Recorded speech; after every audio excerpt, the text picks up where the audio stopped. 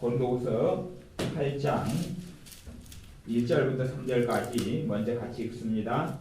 형제들아, 하나님께서 마게도냐 교회들에게 주신 은혜를 우리가 너희에게 알게 하노니 환난의 많은 시련 가운데서 저희 넘치는 기쁨과 극한 하나님이 저희로 풍성한 연고를 넘치게 하게 하였느니라. 내가 증거하노니 저희가 힘대로 할 뿐 아니라 힘에 지나도록 자원하여. 아멘. 고린도후서 8장 말씀에는 마게도냐 교회들이 힘에 넘치는 연고를 했다. 제가 헌금 이야기를 하려는 게 아니고 8장 3절에 어떤 말씀을 하려고 하냐 하면 저희가 힘대로 할 뿐 아니라 힘에 지나도록 자원하여, 자원을 이야기하려고 지금 말씀을 꺼낸 겁니다. 자원하여.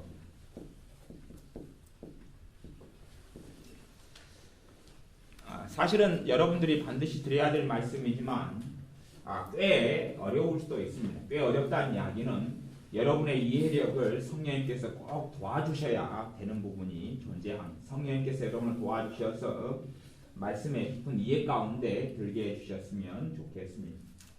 우리는 어떻게 생각하냐 하면 이 성경 66권의 말씀을 동시에 내가 지킬 수 있다고 생각하는 경향이 있습니다. 동시에 내가 지킬 수 있다고. 근데 말씀이 66권인 이유는 내가 어떠한 상황, 어떠한 처지에서 이 말씀을 지키는 거고 어떠한 상황, 어떠한 처지에서는 저 말씀을 지키는 거예요. 또 내가 믿음이 어릴 때는 이쪽 말씀을 먹어야 되고 믿음이 성장해서는 저쪽 말씀을 먹어야 돼요. 우리가 때마다 시절마다 다르다 그 말이에요. 잠을 잘 때는 잠자라는 말씀을 보는 거죠. 사랑하시는 자에게 잠을 주시는 거다. 일할 때에 잠자라는 말씀 적용시키면 안 되고 그때는 부지런하게 개무처럼 일하라. 그런 말씀을 적용하는 것처럼 말씀이 때마다 시마다 틀리고 믿음의 성장과 자람에 따라 틀려요. 우리는 성경 말씀을 어떤 말씀이 내게 깨달아지고 생각나요. 어떤 말씀이 내게 깨달아지고 생각날 때에 그것이 내게 짐으로 다가오고 또한 정죄감으로 다가오고 죄책감으로 다가오면 성령님께서 그 말씀을 주신 게 아니에요. 성령님께 주신 게 아니고 기본적으로는 마귀가 주는 것일 수가 있어요.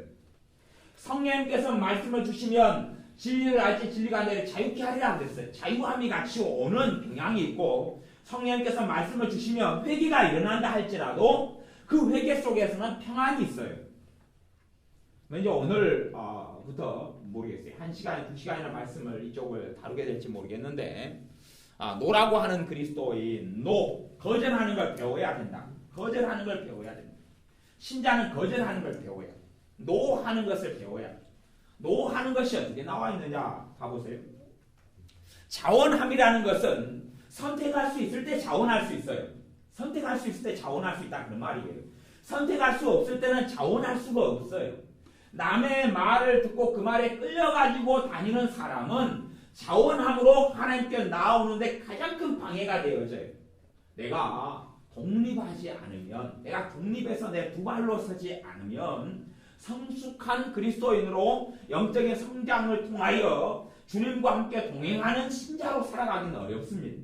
어려워요. 그래서 내 마음에 원치 않는 것은 내가 NO 하고 거절할 수 있어야 됩니다. 이게 지금 가령 목사님이 어떤 걸 요구해요. 근데 내 마음에 안 맞고 안 들어요. 그러면 뭐 할 수 있어야 돼요? NO. 지금 이것이 순종을 한다는, 복종을 한다는 말씀하고 지금 다른 측면이 있는 것처럼 보여져요. 그렇기 때문에 여러분에게 이해가 깊어져야 한다. 그런 이야기예요. 그런 이야기. 두 가지가 같이 있어야 돼요.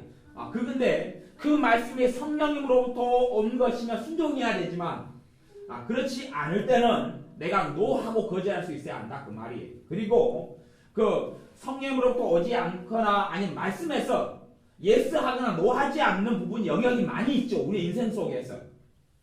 하나님의 말씀은 우리의 삶의 규칙, 규범, 원리가 됩니다. 하지만 말씀에 모든 것이 나와 있진 않아요. 그러니까 어떤 사람은 성경에 극단적으로 치우쳐서 말씀에 우리의 삶에 대한 모든 것이 나와 있다 그래요. 안 그래요. 그런 극단적인 사람이 있어요. 말씀에 모든 게 나와 있으면 성령이 있을 필요가 있어요? 없어요? 없어요. 주님, 내가 이번에 이사를 가게 됐습니다. 어디로 갈까요? 어느 지역으로 갈까요? 그러면 성경 신명기 5장 7절에 어디에 서울에 있는 어디 아파트로 가라고 나왔어요? 안 나왔지요. 주님, 제가 이번에 직장을 가져야 되는데 주님 직장을 인도해 주십시오. 직장이가 너는 컴퓨터직이 맞다. 컴퓨터 쪽으로 너 직장을 잡아라. 그런 게 안 나왔다. 그런 이야기예요. 그런 것은 성령의 인도를 따라서 가는 것이다. 그런 이야기예요. 그것 때문에 성경이 우리의 삶의 원리, 규범, 또 하나님께서 어떻게 역사하시는 가장 중요한 하나님의 행하심의 그러한 방법들과 하나님의 성품이 어떤 분인지 우리 구원에 대한 모든 것은 다 나왔어요. 근데 내 삶에 있어서 그 말씀이 적용되는 부분은 성령님께서 그렇게 해주셔야 되는 것이죠. 내가 어떤 사람에게 매이고 어떤 사람 말에 매여서 내가 자유함이 없을 때는 그것을 통하여 주님께서 온전히 영광을 받지 않습니다. 예배라고 치면 내가 스스로 자원해서 드리는 예배, 어린아이 때는 초등학생, 유치원생, 중학생, 고등학생, 믿음이 없는 상황에서는 부모가 너 예배 드려야 된다 그래가지고 나가는 것을 훈련해야 됩니다. 그때는 부모에게 순종하는 걸 훈련해야 돼요. 그건 반드시 복종해야 되는 문제입니다.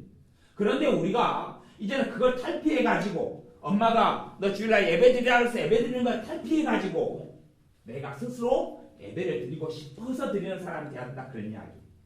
내게 자원함이 있도록 내가 훈련되어져야 한다. 그런 이야기. 내가 스스로 할 수 있도록. 우리가 자원함을 잃어가면 헌금 생활에서 자원함을 잃기가 참 쉽습니다. 헌금 생활에서 다른 사람이 그렇게 하기 때문에 그렇게 헌금하는 거예요. 주정헌금을 낼 때도 권사님이 되면 주정헌금을 그래도 2만 원은 한 주에 내지 않을까? 차라리 그렇게 해서 사람 눈치를 보고 주정헌금을 2만 원을 냈다. 2만 원은 그래도 작은 돈은 아니잖아요. 한 주에 2만 원 내는 게 작은 돈은 아닙니다. 그러면 내가 눈치를 안 보고 차라리 내 마음엔 만 원이 자원함이 생기면 만 원 내는 게 낫다. 그런 말이에요.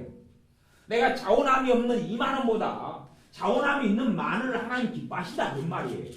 근데 우리는 사람의 눈치를 보고 원칙만이 살아오면 사람의 비유 맞추는 것에 익숙해져요. 인간관계, 사회관계. 그래서 사람 보기 위해서 헌금을 내는 것이 하나님 보기 위해서 내질 않아요. 뭐가 안 만들어진 거예요? 자원함이 안 만들어진 거예요. 자원함이 안 만들어졌어요. 내가 성가들을 하고 싶어서 찬양들을 하고 싶어가지고 찬양대원에서 찬양하는 것하고 집사님 찬양대원이 부족하니까 집사님이 찬양대에 좀 서주세요. 그래서 순종하는 마음으로 예 알았습니다. 그렇게 서는 것하고는 전혀 다르다 그런 이야기예요. 전혀 달라요.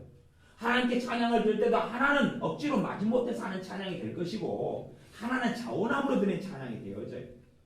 그렇기 때문에 이 자원함이 어떻게 만들어질 수 있느냐 하는 것, 어떻게 이 자원함 속에 들어올 수 있느냐 하는 것이 우리의 신앙에서 가장 중요한 것이 무엇이라고 말해도 어떤 사람이 대신 믿어줄 수도 없고 대신 하나님께 예배할 수도 없고 대신 하나님을 섬길 수도 없어요. 그렇기 때문에 하나님과 우리 사이의 관계는 반드시 1대1의 관계입니다.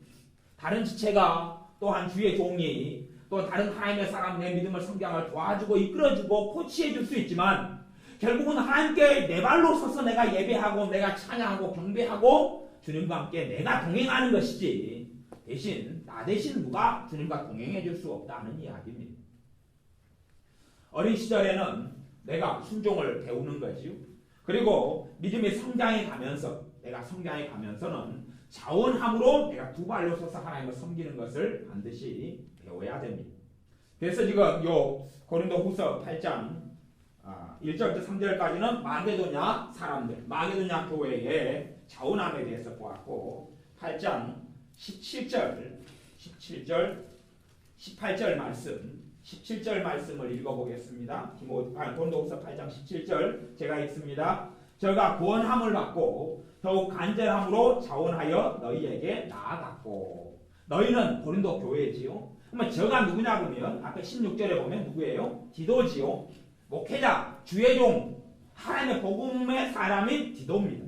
디도라는 하나님의 사람이 구원함을 받아. 누가 구원해요?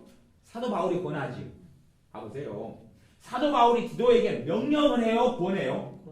구원한다는 이야기는 선택이 있다 그 말이에요. 왜냐하면 구원면을 받고 디도가 자원을 했어요? 안 했어요? 자원했죠. 자원했다는 이야기 선택권이 있다는 이야기입니까? 없다는 이야기입니까? 있다는 이야기예요. 이게 제가 이제 여러분이 어쩔 수 없이 좋은 하나님의 사람들과 함께 사는 건 참 좋지만 참 정말 귀한데 뭐 그렇지 않는 것은 어쩔 수 없는 문제도 있긴 해요. 그런데 정상적으로 어떤 주의종이 우리에게 요구한다면 어떻게 요구해야 되냐면 권면을 해야 돼요. 권면은 뭐냐면 내가 선택권이 있어야 한다 그런 말이에요. 디도가 사도 바울이라 할지라도 저 하나님께서 함께하는 사람 사도로 세운 사도 바울이 디도에게 니 이렇게 해 안 하면 니 가만 안 둬 그렇게 한 게 아니라 이렇게 했으면 어떻겠느냐. 이들에게 참으로 바르게 말씀으로 세워줄 주의 종이 필요하다. 그런데 내가 보낼 사람이 디도 너밖에 없는 것 같아. 너가 정말로 이들이 너무 불쌍하잖아. 그럼 갖출 수 없느냐? 너가 가졌으면 정말 좋겠다. 너가 가서 말씀으로 이들을 좀 세워주라. 너가 가서 이들을 주님의 사람이 되도록 이들이 죄악에 빠지고 어리석어지고 흠이 많아지고 결점이 많아지는 교회가 되어져 버려 가는데 잘못된 방향으로 가는데 너가 아니면 잡아줄 사람이 없는 것 같다. 드디어 너가 좀 제발 좀 해주라. 너가 바른 믿음을 서기 위해서 내가 너를 위해 얼마나 눈물을 흘렸느냐. 내가 그들 때문에 우리가 그들 때문에 얼마나 많이 수고했느냐. 여기에서 그 모든 것이 아무도 도와주지 않고 세워주지 않으면 망가져버린다. 너가 좀 해줬으면 좋겠다. 권한다는 이야기는 명령하는 게 아니에요. 선택권을 주는 것이에요. 그 권함을 듣고 디도가 어떻게 결정하냐면 17절에 그래서 제가 읽은 것이 저가 권함을 받고 더욱 간절함으로 자원하여 정말로 바른 것은 뭐가 있도록 해야 돼요? 자원한 선택권이 있어야 한다. 그랬냐? 선택권이 있어야 한다. 더욱 간절함으로 자원하여 너희에게 나아갔고 그래서 고린도 교회의 지도가 나아간 것입니다. 그리고 고린도 교회를 주의 말씀으로 성령의 이끄심과 인도하심 속에 바르게 세워간 것이다. 그런 이야기입니다. 제가 구약 성경의 말씀들은 별로 찾지 않겠습니다. 나중에 여러분들이 구약 성경에 출애굽기나 레위기나 민수기나 신명기 또 다른 구약 성경의 말씀을 보실 때 되면 어떤 구절에 나중에 좀 주목을 하시면 좋냐면 자원하는 예물, 자원함으로 하나님께 예물을 드릴 것이요. 이런 단어를 여러분이 주목하시면 좋습니다. 그래서 구약에 꽤 하나님께서는 예물이나 헌물이나 재물에 대해서는 자원하는 말하고 예물하고 재물하고 같이 섞여가지고 많이 나와 있는 단어들이 많아요. 너무 많기 때문에 제가 구약 성경에 있는 단어들은 찾지는 않겠습니다. 17절에 대해서도 자원함으로 너희가 하나님께 예물을 드리고 그렇게 나와 있어. 때마다 또 하나님 앞에 자원함으로 너희가 예물을 드릴 때는 이렇게 해라 라고 말씀하시고 그래요. 그 하나님께서 받으신 예물에는 정말로 중요한 게 뭐예요? 자원함이죠. 자원함이에요. 그런 것이 나와 있어요. 그래서 하나님께 너희가 할 때도 억지로 하지 말라. 이 주의 종에 대해서도 그렇게 이야기합니다. 베드로 후서 4장 정도가 될 것인데 함께 베드로 후서 4장 말씀을 봐보겠습니다. 지금 본격적으로 들어가기 앞서서 이제 성경 몇 구절 찾아보고 여러분이 도대체 무슨 말씀을 나누고자 하는지가 좀 더 캐치하고 알아들으셨으면 좋겠습니다. 베드로 전서 5장 2절입니다. 베드로전서 5장 2절 제가 읽어보겠습니다. 너희 중에 있는 하나님의 양무리를 치되 부득이함으로 하지 말고 오직 하나님의 뜻을 조차 자원함으로 하며. 이게 이제 누구에게 하느냐? 장로들에게 권하노니 그렇게 5장 1절에 나왔어요. 당시에 장로들은 어떤 사람이냐 하면 주의 종들이에요. 주의 종들. 그래서 제가 목사인 저도 교회 형법으로는 목사 장로, 저도 장로예요. 교회 형법 장로교 목사인데 장로교 목사. 그래서 이 교회를 왜 장로님들이 다 쓰지 않고 장로교인데 목사님이 이끄냐? 헌법으로 목사님이 장로님이에요. 그래서 장로님의 종류는 두 종류가 있어요. 한 종류는 목사 장로가 있고 한 종류는 정치 장로가 있어요. 교인의 대표로서 뽑는 성도님으로서 뽑는 장로님은 정치 장로라 그러고 치리 장로라 그러기도 해요. 그리고 목사님은 목사 장로예요. 두 장로가 당회를 구성해요. 그래서 당회가 이제 교회를 이끌어가는 것이 장로교회의 어떤 그 시스템이에요. 그런데 이 장로님은 주의 종인데 이들에게 양무리를 치되 양무리를 돌보고 가르치고 섬기고 주님께로 이끌되 부득이함으로 하지. 부득이함이라는 이야기는 어쩔 수 없어서 마지 못해서 그런 이야기 마지 못해서 그냥 억지로 그 말이죠. 그렇게 하지 말고 오직 하나님의 뜻을 조차 자원함으로 하며 뭘로 하라고요? 자원함으로 하라. 우리가 생각해 볼 수 있어요. 어떤 것들이 참 문제가 되냐면 어디 이제 어떤 청년이 어디 애언을 받으러 갔어요. 그랬더니 그 애언하는 애언 사역자가 그렇게 애언해줘요. 이 청년은 전혀 지금 직장을 생각하고 있어요. 어느 직장에 취직해야 될까를 궁리하고 있어요. 그런데 애언이 나왔어요. 너가 하나님의 일을 해라. 애언이 나와요. 그러면 그 애언이 하나님으로부터 온 걸까요? 안 온 걸까요? 저는 그 대부분 하나님으로부터 온 게 아닙니다. 왜냐하면 이 청년은 그럴 마음이 있어요? 없어요? 없지요. 근데 애언이 하나님 일을 해라. 주의 일을 해라. 신학교 가라 나와버렸어요. 그러면 이제 이 청년은 선택의 기회가 있어요? 없어요? 없지요. 하나님은 주의 종들에게도 자원함으로 성도님들을 돌보고 섬겨라 이렇게 나와있다 그런 말이에요. 그런데 너 주의 종을 해라. 신학을 가라. 자원함이 있어요? 없어요? 없죠. 선택권도 없죠. 그러면 하나님의 말씀 이 베드로전서 5장하고 애언하고 많이 틀려요? 틀리잖아요. 어떤 기도원에 가거나 어떤 제가 듣는 어떤 기도원도 있는데 가기만 가면 사람들이 애언 나오는데 무조건 거의 70% 이상을 주의 종해라 그러는 거예요. 애언만 하면 무조건 주의 종해라 그러는 거예요. 그러니까 그 기도원에 가서 애언 받으면 끔찍한 일이 벌어져 버립니다. 아무나 가서 주의 종해라 그래요. 그리고 하는 말이 주의 종 되기 위해서 우리 기도원에서 6개월 정도 훈련 받아라. 밥 해주고 설거지하고 봉사하고. 그러니까 이제 거기에서 막 그냥 큰 권위를 가지고 이야기하고 잡혀버리면 꼼짝 막 그렇게 돼버립니다. 그리고 이제 그 길을 순종 안 한다 그러면 어찌 되는 거예요? 하나님을 거역한다 그렇게 돼버리는 거예요. 그러면 어쩔 수 없어서 명령하고 지시하고 자원함이 아니에요. 그러니까 성령님께서는 말씀과 다르게 역사하시겠어요? 말씀과 같이 역사하겠어요? 성령님께서는요 말씀을 깨닫게 하시려고 진리의 성령으로 임하셨어요. 하나님의 뜻 가운데 이끄시려고. 그렇기 때문에 내가 주의 종으로서 사명을 받았어요. 이미 응답을 받았어요. 응답을 받았는데 내가 미적미적 되고 있어요. 그때에 너가 주의 종을 해라. 그 응답이 오는 건 그건 확증이죠. 그렇기 때문에 확증적으로 오는 애언은 그건 크게 문제가 없는 거예요. 왜? 내가 먼저 응답을 받았고 내 안에 내가 기도하면서 하나님 뜻을 구했기 때문에 하나님으로부터 응답이 왔을 거 아니에요. 그래서 내가 또 그것만으로는 좀 미신쩍어서 다른 사람의 어떤 도움을 다른 은사와 다른 사이의 도움을 받으려고 기도를 받는 것이니까 그럴 때는 큰 문제가 없다 그런 말이에요.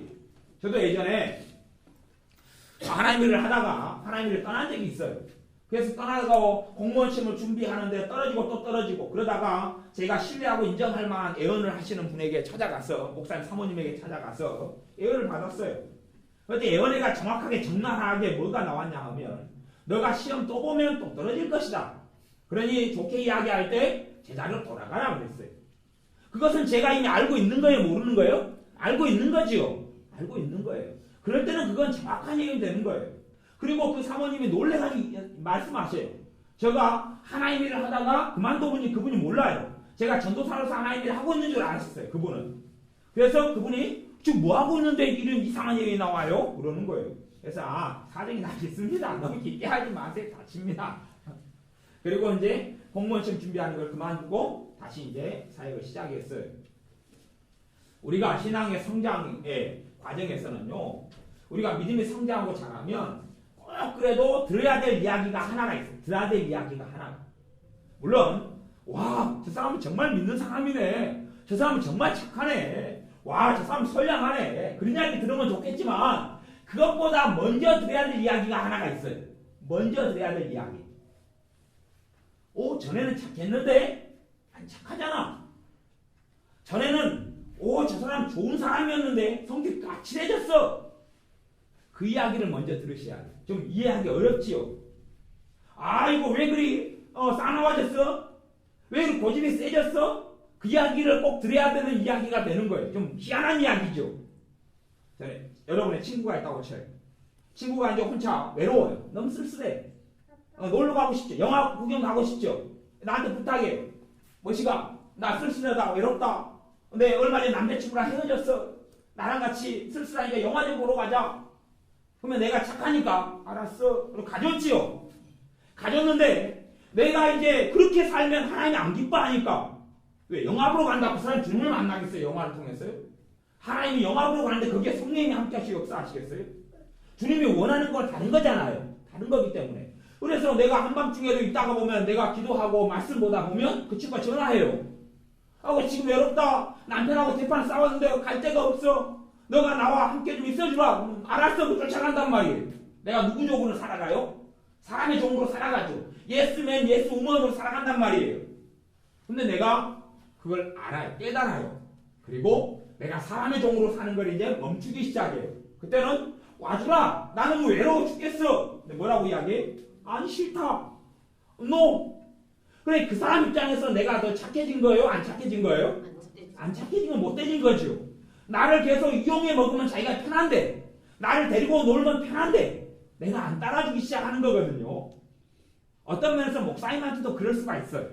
목사님이 오늘은 이번에 주일학교 부장을 해주세요. 예스. 이게 지금 순종하고 다른 걸 이야기하는 것입니다. 예 알겠습니다.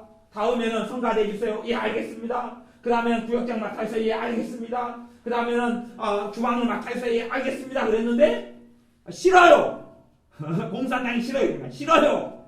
이번에는 내가 좀 싫어합니다. 그러면 이제 목사님께는 성질 나요? 안 나요? 성질 나죠. 바뀌었는데 불순종한다 이거예요. 그런데 우리가 두 발로 서기 위해서는 반드시 그 과정이 필요하다 그것이에요. 내가 독립한다는 것은 내가 선택권을 가지는 것이에요. 선택권을 가지는 것. 거기에서만 믿음이 역사하기 시작하는 거예요. 거기에서만 은혜가 역사하기 시작하는 거예요. 남이 나를 끌고 갈 때 억지로 끌려가는 것은 그것은 하나님이 기뻐하신 역사가 아니에요. 억지로 끌려가는 것은 봐보세요. 산상순례 보면 주님께서 마태복음에 이렇게 말씀하셨어요. 누가 내 한쪽밤을 때리거든 한쪽밤을 대주라 그랬지요. 그건 마지못해 억지로 이야기할까요? 자원함으로 이야기할까요?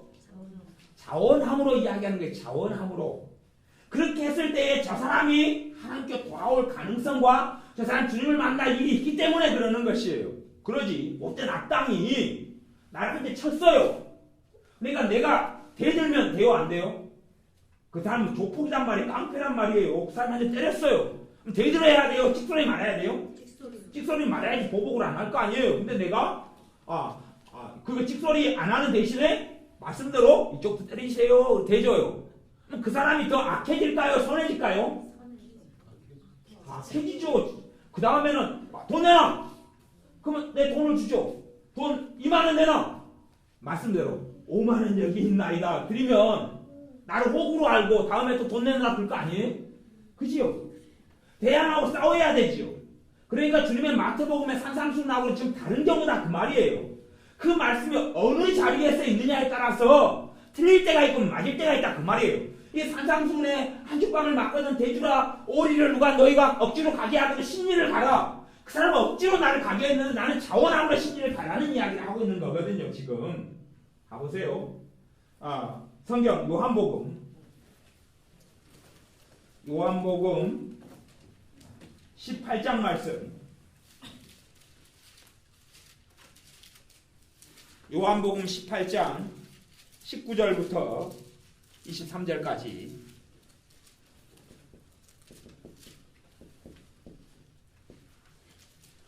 요한복음 18장 19절부터 23절까지. 사실은 좀 쉬운 말씀은 아닙니다. 쉬운 말씀은 아니에요. 좀 어려운 이야기. 그래도 오늘 저녁에 제가 어떤 말씀을 전해야 할지 잘 몰랐는데 우리 강객사님이 힌트를 주셨어요. 그래서 이걸 전해야 되겠구나. 내가 이 말씀을 전한 지가 벌써 한 3년이 넘은 것 같은데 3년 전에 한 일주일간 계속 풀로 전했던 적이 있어요. 2년인가 3년인가 훨씬 전에. 근데 이제 전해야 될 때가 되는 모양이구나 싶어졌어요. 요한복음 18장 19절부터 23절까지 제가 읽어보겠습니다. 대제사장이 예수님에게 그의 제자들과 그의 교훈에 대하여 물으니 예수님께서 대답하시되 내가 드러내어 놓고 세상에 말하였노라. 모든 유대인들의 모이는 회당과 성전에서 항상 가르쳤고 은밀히는 아무것도 말하지 아니하였거늘 어찌하여 내게 묻느냐. 대제사장이 물어요. 예수님께서 질문에 대답한 것이에요? 대답 안 하겠다 그러신 거예요? 대답 안 하겠다 그 말이죠.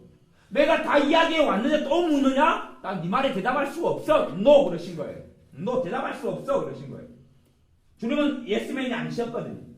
주님 예스맨. 대답할 수 없어. 네가 진작 똑바로 들었어야지. 내가 숨기고 언제 이야기했냐? 다 들어놓고 이야기했는데 나한테 왜 물어? 그런 말씀이시거든요.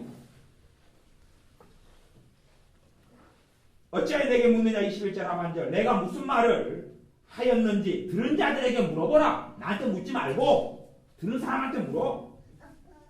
보라 저희가 나의 하던 말을 아느니라. 이 말씀을 하시면 이제 대항하고 대적한 거죠. 그러니 대제사장의 하인이 성질이 납니까 안 납니까?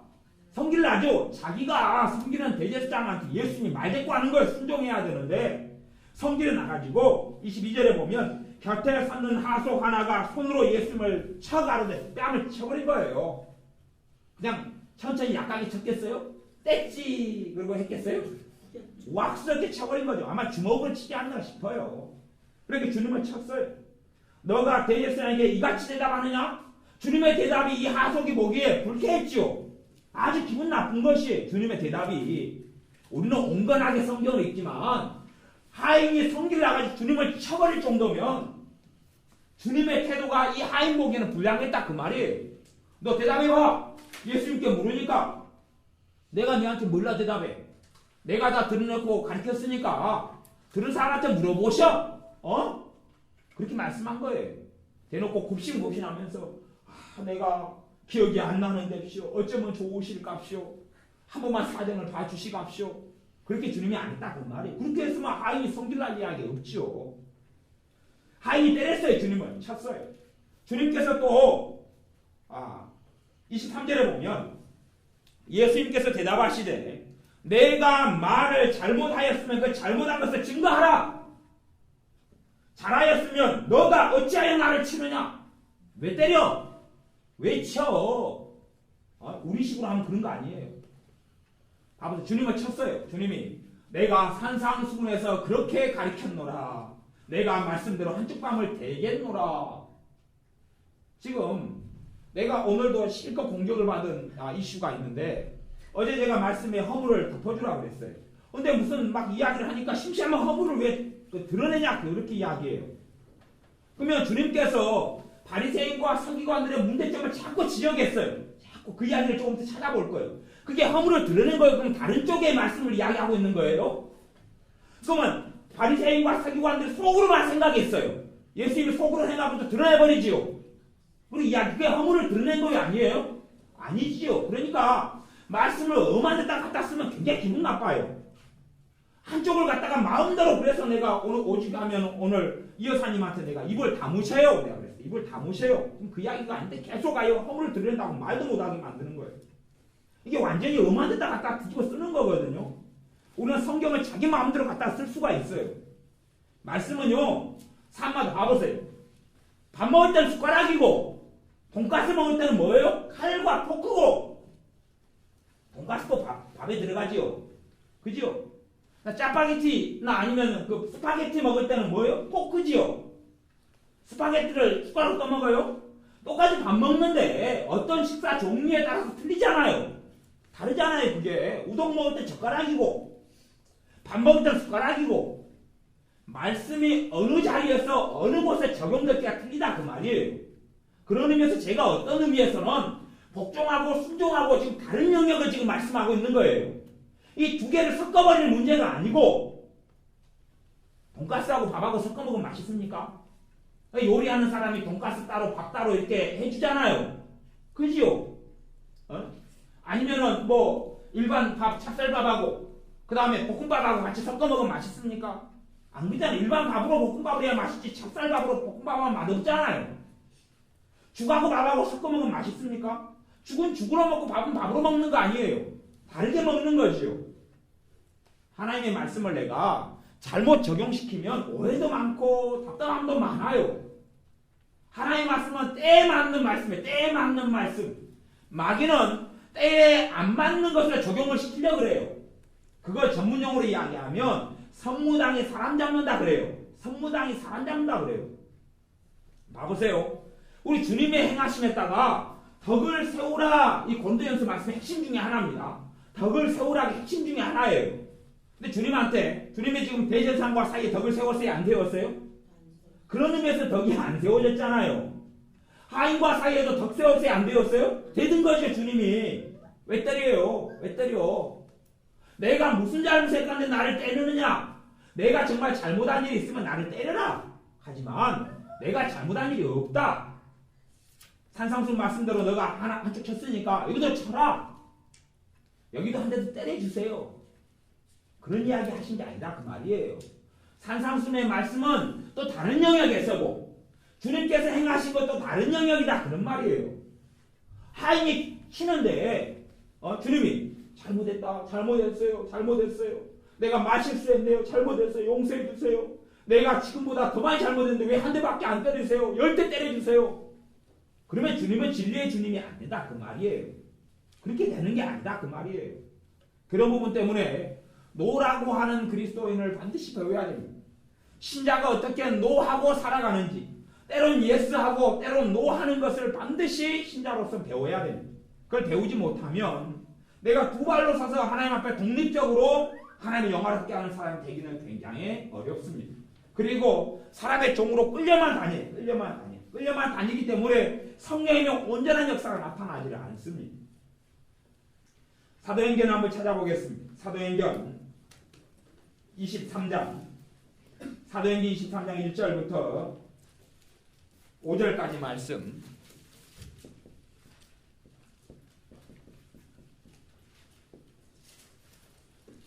사도행전 23장 1절부터 5절까지 말씀. 사도행전 23장 1절부터 5절까지 제가 읽어보겠습니다. 바울이 공회를 주목하여 가로되 여러분 형제들아 오늘날까지 내가 범사의 양심을 따라 하나님을 섬겼노라 하거늘. 지금 사람 공회 앞에서 사도 바울이 변호를 하고 있는 것이 자기의 신앙과 우리 주 예수님에 대한 변호를 하고 있는 것입니다. 대제사장 아나니아가 바울 곁에 섰는 사람들에게 그 입을 치라 명하니 대제사장 아나니아의 기분을 나쁘게 만들었다 그 말이에요. 성질 나게 만들었어요. 그러니까 대제사장 아나니아가 사도 바울 저 주둥이를 쳐라 그런 거예요. 사도 바울이 예 나는 주둥이를 맞아도 싸웁니다. 제 주둥이를 쳐주옵소서. 말없이 입을 맞았습니까? 아니면 가만 안 있었습니까? 지금 이제 봐보세요. 사도 바울 지금 사도행전 23장은요 사도 바울이 이제 전도 여행을 몇 차까지 마쳤어요? 3차까지 마친 다음입니다. 지금요. 사도 바울은 성령 충만한 사람이고 이미 나이도 많이 먹은 성숙한 사람이에요. 성숙한 하나님의 사람이에요. 주님을 깊이 아는 사람입니다. 초신자가 아니고 초짜가 아니에요. 사도 바울같이 주님의 말씀을 깊이 알고 제대로 아는 사람이 없습니다. 대제사장이 사람을 시켜서 입을 쳐라 그러니까 사도 바울이 산상수 말씀대로 입만이 아니라 이마도 쳐주세요. 뺨도 쳐주세요. 그런 게 아니라 바울이 가로되 23장 3절 회칠한 담이여 하나님이 너를 치시리로다. 쳐라 그러니까 사도 바울이 뭐라고 대항해 그래요? 네가 맞아야지 이놈아. 하나님이 쳐버려. 성질 나요 안 나요? 나지요. 사도 바울이 한 성질을 했는데 이 성질한 것이 성령의 역사 안에서 그런 것이에요. 성령의 역사 밖이 아니에요. 바뀌다고 생각하는 사람 굉장히 어리석은 사람입니다. 너가 나를 율법대로 판단한다고 앉아서 율법을 너가 어기고 너가 지금 하나님의 말씀을 어기고 있는 거다. 율법을 어기고 나를 치라 하느냐 하니 너가 말씀을 어기고 있으면서 나를 그렇게 하느냐? 곁에 선 사람들이 말하되 하나님의 대제사장을 내가 요구하느냐? 이게 여기에 아니에요. 여기거든요. 지금 사도 바울이 요구한 거예요. 성경에 예수님께서요. 이게 성경을 아무데나 갖다 쓰면 안 됩니다. 형제에 대해서 요구하는 사람마다 어디에 들어가리라고요? 나가라 하는 자마다 멍청이 바보라 하는 자마다 지옥불에 들어가라고 했어요. 지금 이거하고 지금 다른 영역 다른 쪽을 이야기하는 것이. 그래서 사실은 말씀을 해석하고 말씀을 전하기가 꽤 어려운 측면들이 존재해요. 그냥 자기들이 자기 마음대로 코에 걸면 코걸이, 귀에 걸면 귀걸이로 만들어버릴 수 있어요. 말씀은 각기 다른 측면들, 다른 영역들이 존재한다 그런 말이에요. 사도 바울이 불신자거나 아니면 주님을 깊이 모르는 사람이거나 사도가 아니었다면 어리기 때문에 실수한 거다라고 말할 수 있지만 이건 그런 영역이 아니다 그런 말이에요. 사도 바울이 정당하고 옳아요. 정당하고 옳아요. 그런데 하나님의 대제사장을 내가 요구하느냐 그러니까 사도 바울이 사과를 합니다. 근데 무엇 때문에 사과하냐 그러면 그가 대제사장이기 때문에 사과를 합니다. 그가 백성의 관원이기 때문에 사과를 해요. 그렇지 않으면 사과를 안 합니다. 5절에 바울이 가로되 형제들아 나는 그가 대제사장인 줄 알지 못하였노라. 내가 몰라서 그랬다. 기록되었으되 너의 백성의 관원을 비방치 말라 하였느니라 하더라. 이 대제사장은 악한 사람이고 나쁜 사람이죠. 나쁜 사람이 악한 사람입니다. 복음의 회방자입니다. 그런데 백성의 관원을 비방치 말라는 율법에 따라서 내가 그가 대제사장이지 않았으면 그런 식으로 말 안 했을 거다. 나는 다른 말로 하면 그가 대제사장이면서 그 따위 수준으로 생각을 가지고 있을지 몰랐다 하는 수준보지 대제사장의 꼴이 아니어서 나는 상상도 못했다 하는 것이죠. 그리고 내가 사도 바울이 사과한다고 사과를 합니다. 우리의 삶 속에 반드시 신자가 아니다 거절하는 것을 꼭 배워야 됩니다. 그것은 사람의 종에서 벗어나는 출발점이 되어집니다. 출발점. 생각해 보세요. 시어머니하고 며느리가 있다고 쳐요. 시어머니와 며느리. 그러면 시어머니가 어떤 시어머니, 모든 시어머니 다 그렇지는 않은데 어떤 시어머니는 며느리를 자기 아들의 부속품으로 여기는 시어머니가 있어요. 아들의 부속품으로. 그래서 며느리하고 아들의 삶이 있잖아요. 삶의 영역이 있잖아요. 그런데 거기를 침투해 들어와요. 간섭한다 그런 말이에요. 침투해 들어와서 간섭해요. 사사건 간섭하고 지시하고 명령하려고 그래요. 그럼 그것을 교회나 때로는 신자들은 어떤 입장에서 받아들일 수 있냐 그러면 효도라는 입장에서 예스 우먼이 될 수 있다. 며느리 이야기하는 거예요. 지금요. 시어머니가 이래라. 가령 너 보고 싶다. 애들 보고 싶으니까 애들 데리고 빨리 시댁으로 와라. 그러면 가야 되는 게 효도잖아요. 유교식으로 이야기하면 어머니 못 가겠어요. 내가 지금 피곤해가지고 가기 싫거든요. 다음에 시간 나면 제가 갈게요. 그러면 이제 싸가지 있는 며느리가 돼요? 없는 며느리가 돼요? 없는 며느리가 돼요. 근데 그렇게 따라하다 보면 주님의 사람, 성령의 사람을 살 수 있어요? 없어요? 아니 시어머니가 성령 충만해가지고 애들을 보고 싶으니라 데려오너라 그랬겠어요? 지금 성령의 역사와 인도를 따라 시어머니가 살아가겠어요? 그리고 성령의 인도와 역사는 1대1이에요. 1대1. 다른 사람이 지체로서 도와줄 수 있지만 기본적인 응답은 누가 받는 거예요? 당사자가요. 당사자가. 그 사람이 못 알아듣고 그 사람 인생에 너무 중요한 어려움과 극단적인 위기에 처했을 때에 다른 사람을 통해 말씀하시는 경우는 있어요.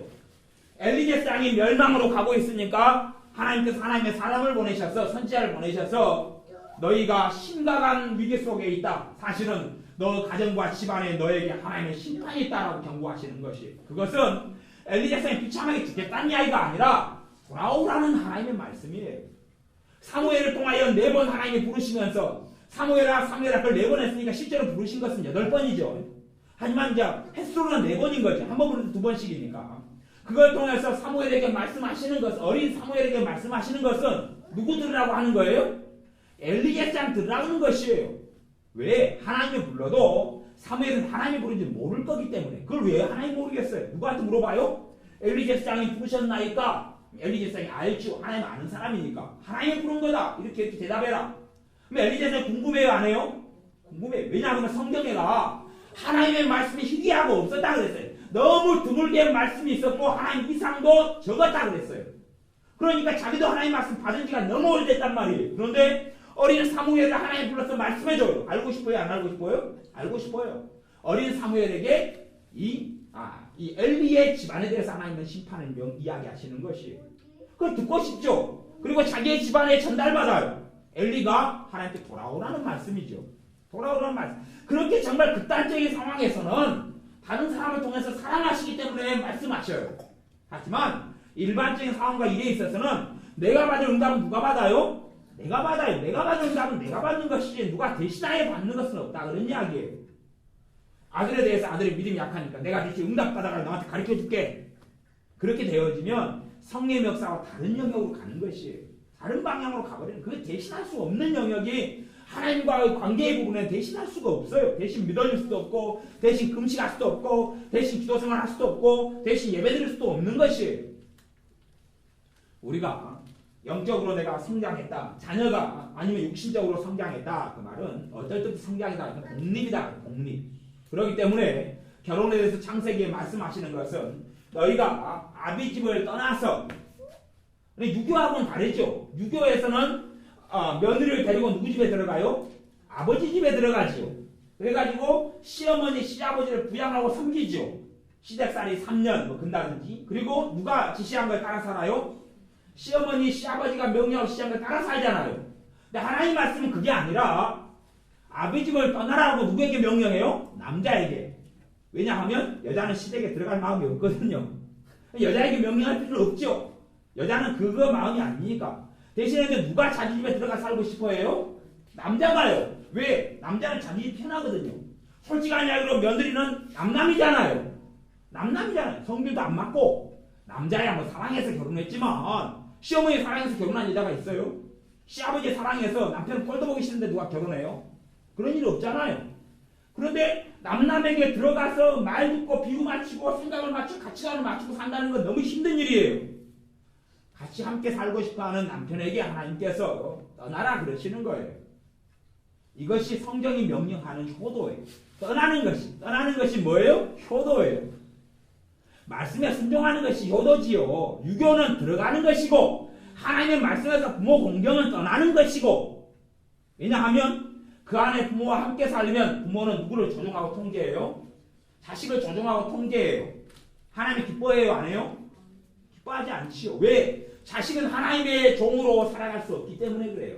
며느리도 하나님의 사람으로 못 살고 아들도 하나님의 사람 못 살아요. 왜? 간섭하니까. 끊임없이 간섭해요. 애들 왜 이렇게 키우느냐, 애들 이렇게 키우라, 저렇게 키우라. 이것이 권면이고 조언도 때로는 되고 유익도 되지만, 그러나 많은 경우 이제 머리 위에 누구를 두고 섬겨요? 부모를 두고 섬겨요. 그게 떠나는 것, 독립하는 것이 출발이에요.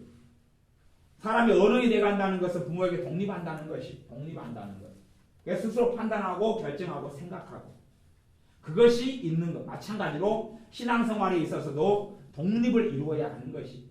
물론 독립을 이루는 것하고 교회는 그리스도의 한 몸이기 때문에 각 지체가 하나가 되는 것이 또 있죠. 상호 연락함으로 서로 잘하게 한다. 연락하고 교통함으로 서로를 잘하게 한다는 말씀 있잖아요. 에베소서 4장에.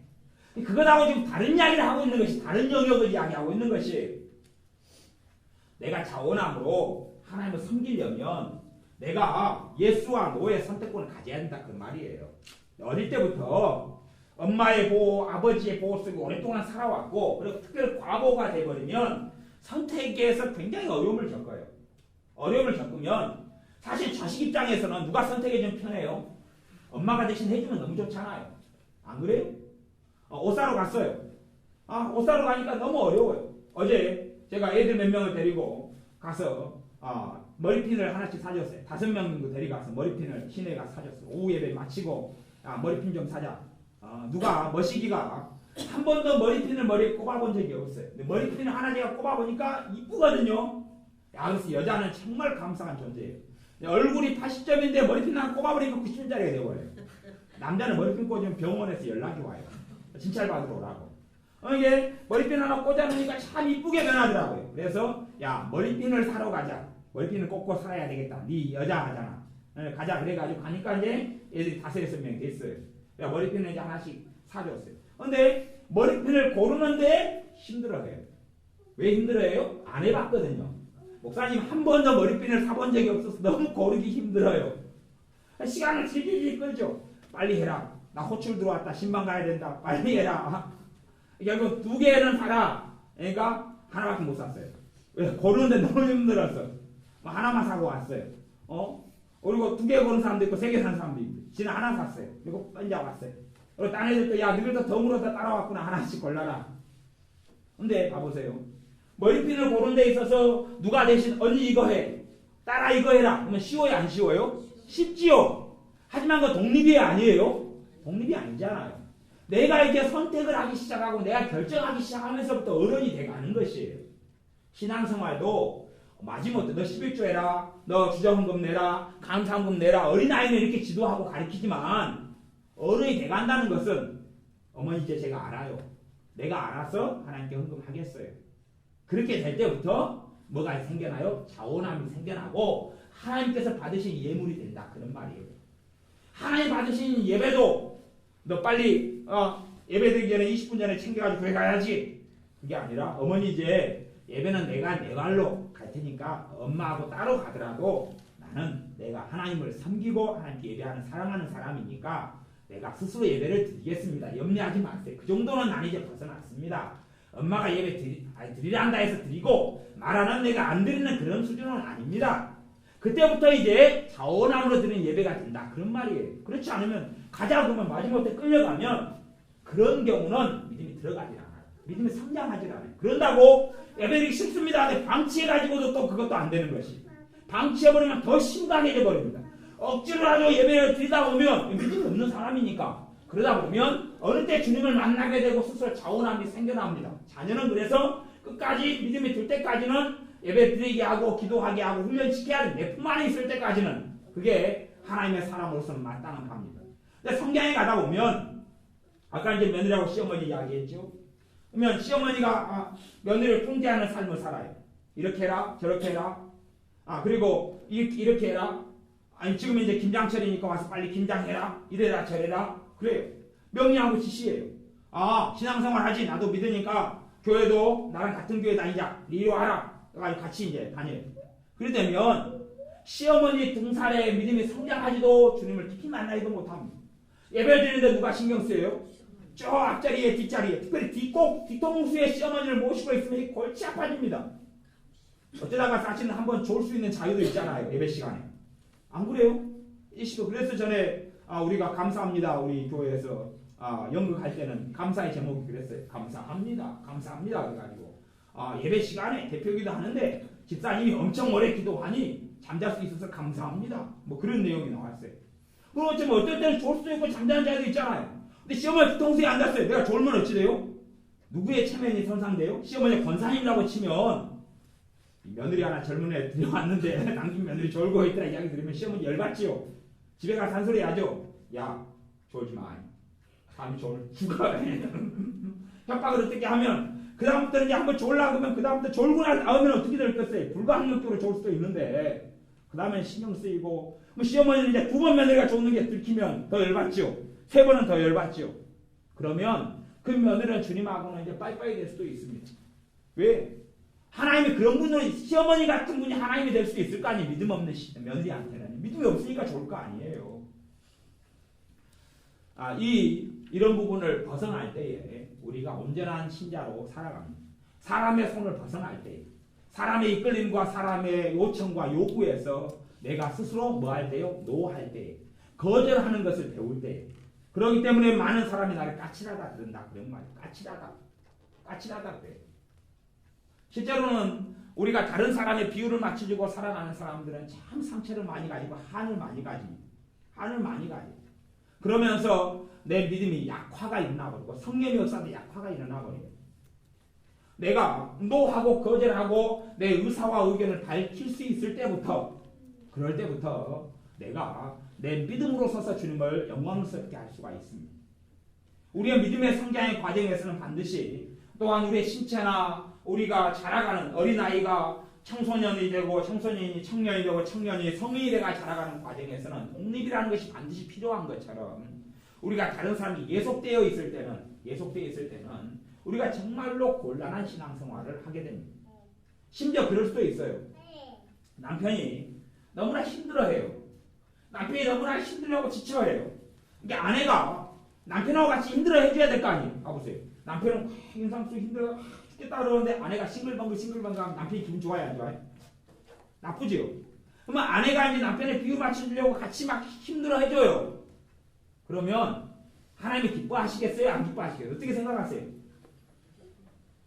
아니 한 사람이 자빠지면 한 사람은 믿음에 서가지고 남편을 위해 기도를 지연사하게 해줘야지 같이 똥구덩이 같이 들어가면 되겠어요? 안 들어겠어요? 안 되지요. 그런데 이제 남자 입장에서는 아내 힘들게 일하고 왔는데 나는 힘들어 죽겠는데 아내가 막 웃고 자기는 평안하면 또 기분 나쁘죠? 안 이꼽죠? 신경질을 낸단 말이에요. 니는 왜 편하고 즐겁게 사냐? 난 힘들어 죽겠구만.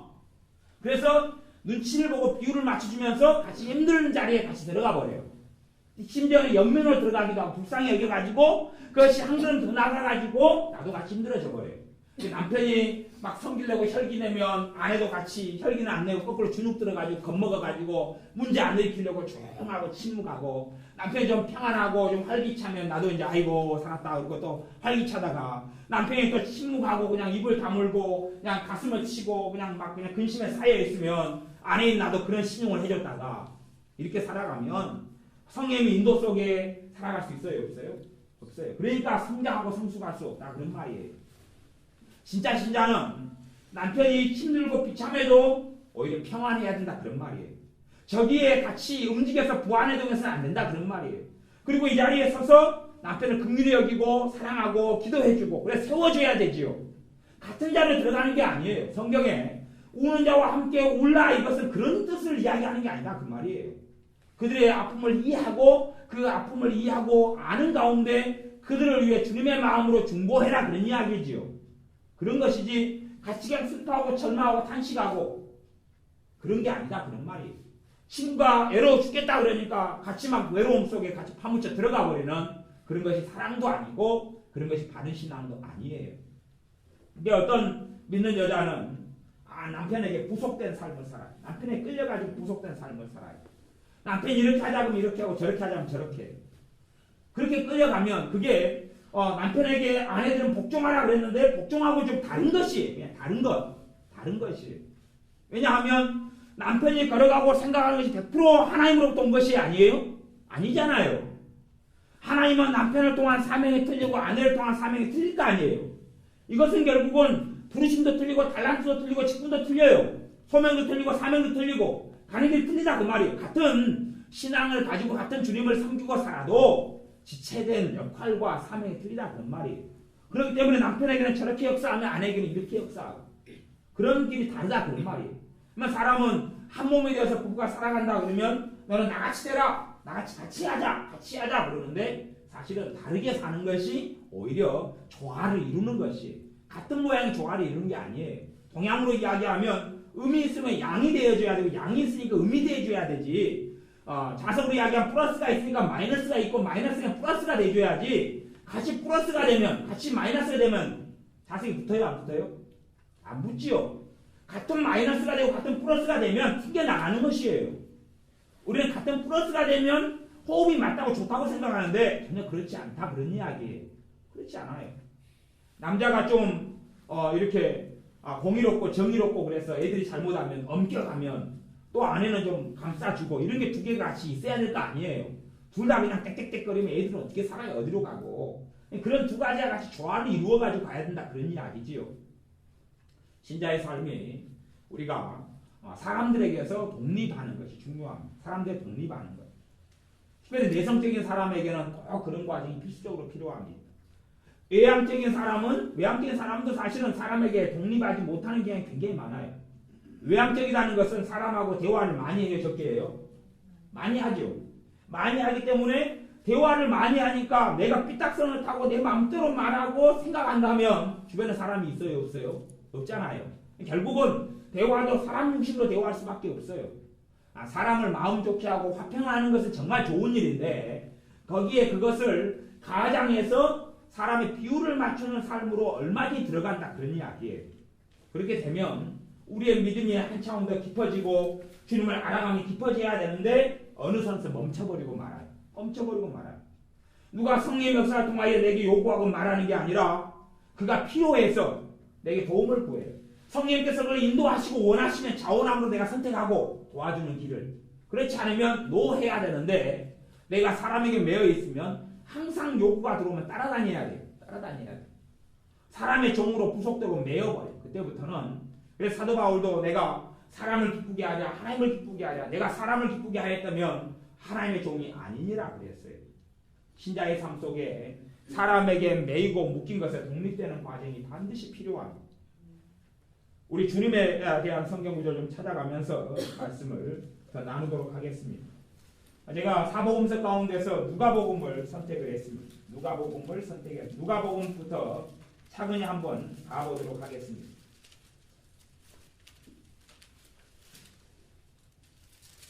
누가복음 4장부터 보겠습니다. 누가복음 4장 29절부터 29절 30절. 누가복음 4장 29절 30절 제가 읽습니다. 일어나 동네 밖으로 쫓아내어 그 동네가 건설된 산 낭떠러지까지 끌고 가서 밀쳐 내리치고자 하되 예수님께서 저희 가운데로 지나서 가시니라. 주님의 동네는 나사렛에 가니까 주님께서 나사렛 사람들 요구에 예스했습니까? 노했습니까? 사실은 노하신 것이에요. 노하신 것이에요. 23절에 보면 너희가 반드시 의원아 너를 고치라는 속담을 인증하여 내게 말하기를 우리의 들은 바 가버나움에서 행한 일을 내 고향 여기서도 행하라 하리라. 사람들이 지금 원하는 걸 주님이 지금 이야기하신 거예요. 그러면서 너희들은 그렇게 원해도 가버나움에서 행한 기적, 이적, 병을 고치는 것, 귀신을 쫓아내는 것 너희들이 원하는데 그렇게 하라고 너희들이 이야기하지만 이 4절에 또 알았어요. 내가 진실로 너희에게 이르노니 선지자 고향에서 환영을 받는 일이 없느니라. 그러면서 이 나사렛 사람들이 정말 기분 나쁜 이야기를 합니다. 기분 나쁜 이야기를 해요. 그러면서 엘리야 시대의 흉년이 새해 3년 6개월이 있었는데 이스라엘에 과부가 많이 있었다. 그 중에서 엘리야 선지자 시돈 땅에 있는 사렙다 한 과부에게만 보냄받았다. 다시 이야기하면 너희에게 그렇게 안 하겠다 그런 것이에요. 내가 이 동네에서 자라고 살았는데 내가 너희 나사렛 사람들에게 그런 이적과 기적을 가버나움에서 행했던 것을 행하지 않겠다는 것이에요. 그러니 성질 나죠. 열받아서 예수님을 죽여버리려고 낭떠러지 예수님을 끌고 갑니다. 떨어뜨려 죽여버리려고 그래요. 그런데 끌고 가서 밀쳐 내리치고자 하되 29절 예수님께서 저희 가운데로 지나서 가시 더 시키고 유익 가버려요. 예수님을 이겼다면 주님이 너희 기적 행해라. 병 고쳐라. 알았습니다. 그거 다 고쳐줬겠죠. 이 나사렛 사람들은 와 우리 동네에서 예수 하나 나서 병력 고치네. 그랬을 거 아니에요. 하지만 이 사람들이 하나님과는 다른 영역에 서 있었어요. 나사렛 사람들이 하나님과 다른 영역에 서 있었어요. 여기에다가 사람들과 화평하게 지내라. 그러면 돼요? 안 돼요? 그 말씀 갖다 붙여버리면 골치 아파집니다. 화평하게 지내려면 성령의 기름 부으심, 하나님의 치유의 권능과 역사, 하나님의 뜻과는 다른 길을 주님은 선택해야 됩니다. 왜냐하면 주님께서 뭐라고 말씀하시냐 그러면 내가 행하는 것은 하나님 아버지께서 내게 보이시고 말씀하신 그대로 나는 행한다 그랬어요. 하나님께 100% 순종하는 삶을 주님께서 생애 동안 이 땅에 육신의 몸을 입고 오셔서 사셨어요. 다시 이야기하면 나사렛의 치유를 행하지 않는 것이 하나님 아버지의 뜻이었어요. 사람의 마음을 좋게 하려면 따라줘야 되잖아요. 알았어요. 고쳐줄게요. 고쳐주면 되잖아요. 더 가버나움에서 100명 고쳤는데 여기는 다 데리고 오세요. 500명 고쳐줄게요. 그렇게 말하면 화평하잖아요. 하지만 주님은 하나님을 기쁘게 할 수 없었습니다. 왜냐하면 나사렛 사람들 하나님과 다른 쪽에 서 있었거든. 하나님을 경외하지 않았거든. 하나님을 영화롭게 하지 않았거든. 다른 쪽에 서 있었거든. 예수님을 메시아로 그리스도로 영접하지 않았거든. 하나님을 기뻐하지 않았거든. 그러니 기적을 행하실 수 없었어요. 다른 성경에는 기적을 행하실 수 없으셨더라 그렇게 나오셨어요. 그래서 성경에 나왔어요. 그리고 사람들이 안 떨어뜨려 주님을 죽이려 할 때에 주님이 NO! 나는 죽을 수 없다. 그리고 주님께서 떠나셨지요. 여기 4장만 해도 주님의 NO가 몇 번 나와요? 2번 나오죠. NO. 또 다른 말씀 4장 42절부터 44절까지 4장 42절 43절을 제가 읽어보겠습니다. 날이 밝음에 예수님께서 나오사 한적한 곳에 가시니 무리가 찾다가 만나서 자기들에게서 떠나시지 못하게 만류하려 하며 예수님 열심히 사람들이 찾아요. 우리와 함께 거해 주소서 떠나지 마소서. 주님이 그래 알았다. 너희들이 나를 사랑하고 사모하는구나. 너희와 함께 있겠다 그럽니까? 아니면 NO 그럽니까? NO. 43절 예수님께서 이르시되 내가 다른 동네에서도 하나님의 나라 복음을 전하여야 하리니 나는 이 일로 보내심을 입었노라. 하나님의 보내심 부르심이 첫 번째인 거예요. 사람들이 예수님을 추종하고 찾아요. 더 많은 병치도 필요하고 더 많은 병고침도 필요하고 귀신이 쫓겨나가는 것도 필요하고 기적과 이적이 더 필요하지요. 주님 더 있어주소서. 아마 더 있으면 그 동네 사람들 가운데 더 구원받는 사람도 있었을 것이고 더 병이 고칠 사람도 있었겠죠. 그러니 주님을 요구했던 것이죠. 있어달라고. 하지만 주님은 아니다 그랬어요. 노 그랬어요. 그리고 떠나십니다. 오늘 성경 사복음서를 보는데 주님을 어떻게 보는 사람이 많냐 그러면 예스맨으로 봐요. 주님을 예스맨. 주님은 사랑이 많으시니 사람 요구를 거절하지 않았다 생각해요. 제가 그래서 누가복음 하나만 얼마나 많이 거절하셨는지를 지금 이야기 찾아보는 거예요. 주님의 본격적인 활동이 4장부터 나와 있으니까 물론 뭐 4장 처음에는 마귀한테 노한 것은 그냥 제가 그냥 그거 뺐어요. 안 그래도 그까지 다루려면 복잡하죠. 마귀에게 예스하면 어찌 되겠어요? 그걸로 이야기하자면 많은 사람들의 생각과 삶을 이끌어가고 거기에 코치하는 존재가 누구예요? 마귀죠. 가룟 유다에게 예수님을 팔 생각을 집어넣고 베드로 사도에게도 예수님에 대해서 반항하고 막을 생각을 집어넣죠. 그런데 하물며 베드로 사도에게도 마귀가 생각을 집어넣었는데 신자에게는 왜 안 그러겠느냐 그 말이에요. 어떤 사람의 성령의 충만함과 이끄심 받아 살아가면 좋지만 그렇게 살아가는 사람은 정말 소수에 불과하다 그 말이에요. 그렇기 때문에 내 주변에 있는 사람들 대부분 자기 생각으로 살거나 마귀 역사로 살아가요. 우리 같은 사람도 우리같이 좀 주님을 알고 열심히 있는 사람도 성령의 인도와 역사가 어쩌다가 있잖아요. 어쩌다가. 대부분은 그냥 없어요. 내 생각으로 그냥 살아갈 때가 많아요. 솔직히 뭐 콩나물 사는데 성령의 인도가 있습니까? 그런 거 기대할 수 없잖아요. 밥 먹는데 밥상에 반찬 10개 말해놓고 주여 반찬 10개 주면 어느 반찬을 먼저 먹으리까 기대해보면 참 주님이 골치 아프다 그러실 거예요. 주님 미역국을 끓였는데 미역국을 먼저 떠먹으니까 김치를 먼저 먹으니까 콩나물을 먼저 먹으니까 그러면 밥 못 먹고 말 거예요. 응답이 없으니까. 응답이 올 때까지 밥을 못 먹을 거 아니에요. 그런 게 아니라 대부분의 삶은 주님의 인도가 아닌 영역들이 많아요. 그냥 우리에게 자유를 주시는 영역이 많지요. 내가 알아서 스스로 자원함으로 먹지요. 주님 오늘 저녁에 특별한 손님이 온다 그러면 주님 음식을 뭘 할까요? 지혜를 주세요. 그럴 수는 있지만 일반적인 가정사에서는 그런 기도는 안 하잖아요. 그리고 우리가 알아서 살지요. 하지만 특별한 어떤 일들 속에서는 하나님의 주관자보다는 자기가 주관자가 되거나 아니면 마귀의 인도와 이끌림이 굉장히 많아요. 우리 주변 사람들에게. 특별히 불신자가 성령의 역사를 받을 수 있어요? 없어요? 고린도전서 말씀에 불신자는요. 세상에 속한 자는 하나님의 영 성령님을 받지 못한다 그랬어요. 성령의 일을 받지 못한다 그랬어요. 근데 그 사람이 성령의 일을 받지 못하면 하나님과 반대편에 서 있잖아요. 그 사람들에게 요구해요. 그럼 그 요구가 누구에게서부터 온 것이냐 그런 말이에요. 내가 그 요구에 따라 산다면 나는 주님의 사람으로 살 수가 없는 거예요. 그것 때문에 우리가 독립하는 것이 반드시 필요한 거예요. 독립하는 것이. 지금 일단은 그 이야기를 지금 하고 있는 것입니다. 주님께서 주님과 함께 지내기를 원하는 사람들에게 주님께서 노하고 다른 동네에 가신다. 그런 말이에요. 5장 15절 16절을 보겠습니다. 15절 16절 제가 읽습니다. 예수님의 소문이 더욱 퍼짐에 허다한 무리가 말씀도 듣고 자기 병도 나음을 얻고자 하여 모여오되 사람들이 모여가지고 와요. 저 같으면 사람들이 모여가지고 집회 좀 해달라고 오면은 알았습니다 해주겠습니다 그럴 텐데 주님은 안 그랬어요. 모여오니까 주님은 어디로 가버려요? 예수님은 물러가사 한적한 곳에서 기도하시니라. 주님에게 지금 뭐가 지금 필요했어요? 아버지 하나님과 만나는 것이 더 중요했어요. 아버지 하나님과 만나는 게 사람들은 말씀을 들으려 모여와요. 그 사람들이 예수님을 말씀을 들으려고 예수님께 모여오면 그 사람도 나름대로 희생하는 거 아니에요. 여러 가지 바쁜 일이 있었을 텐데 내려놓은 건 아니에요. 그들이 요구도 있었겠지만 어쨌든 예수님께 오면 말씀을 듣고 그들에게 그래도 손해보다 도움이 더 훨씬 많을 거 아니에요. 그런데 주님은 그들에게 말씀을 전하고 병을 고치는 것보다 이것도 주님이신 사명이지만 주님에게는 가장 더 중요한 게 있었어요. 무엇이에요? 하나님 아버지와 함께 거하는 것이. 하나님 아버지와 함께 거하고 계시는 것이 가장 중요했어요. 주님이 보내신 사명이 말씀을 전파하는 것이라고 얼마 전에 4장에서 이야기했잖아요. 그런데도 불구하고 그렇게 사람들이 나와왔음에도 주님께서 물러가 버리셨어요.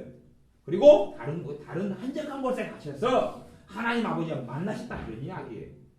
지금 성경이 말하는 사람의 요구가 지금 장마다 지금 이러잖아요. 장마다 no 그러는 것이 우리는 그렇게 안 바른지 몰라도 no 그렇게 가는 것이에요. 5장 22절 22절 23절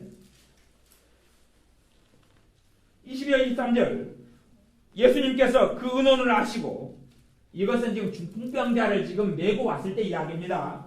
중풍병자를 메고 왔을 때 주님께서 이 사람한테 죄사함을 받았느니라 선포할 때에 21절에 서기관과 바리새인들이 의논하여 가로되 이 참남한 말을 하는 자가 누구뇨? 오직 하나님 외에 누가 그 죄를 사하겠느냐? 가보세요. 22절에 보면 예수님께서 그 의논을 아시고 대답하여 가랐을 때 너희 마음에 무슨 의논을 하느냐? 어디에서 의논을 하는 거예요? 마음의 의논이죠. 마음의 의논. 뱃속에서 생각하는데 뱃속 생각까지 주님이 관여한다 그 말이에요. 조용히 그냥 계시면 좋은데 주님 생각의 자유도 있잖아요. 생각의 자유. 주님께서 끌어내요. 이게 허물을 덮어주는 거예요? 이게 덮어줘야 될 문제입니까 이게? 덮어주는 문제가 아니고 드러내야지요. 드러내야 되는 문제 아니에요. 이들은 안 받아들였어요. 주님께서 말씀하실 때 안 받아들였어도 주님은 자신의 사명을 다 하셔야 됩니다. 이들의 비율을 맞춰주는 게 아니에요. 그리고 내 죄사함을 받았느니라 하는 말과 일어나 걸어가라 하는 말이 어느 것이 쉽겠느냐? 좋은 말이에요? 이들의 듣기에 안 좋은 말. 꾸지람이에요? 칭찬이에요? 꾸지람이지요. 노라 그런 말이에요. 노. 너희들의 생각에 동의할 수 없어. 너희들의 마음에 동의할 수 없어. 너희들에게 따라줄 수 없어. 내가 이 사람의 중풍병자의 죄를 사하고 병을 고치면 너희들의 마음은 안 들 것이다. 그러나 너희들이 안 들어도 어쩔 수 없다. 나는 아버지께서 내게 주신 사명의 길을 가야 되겠다. 너희들이 이것 때문에 나를 죽이려 해도 나는 할 말이 없다마는 나는 아버지께서 내게 주신 길을 난 걸어가야 되겠다. 노다 말씀하신 것입니다. 5장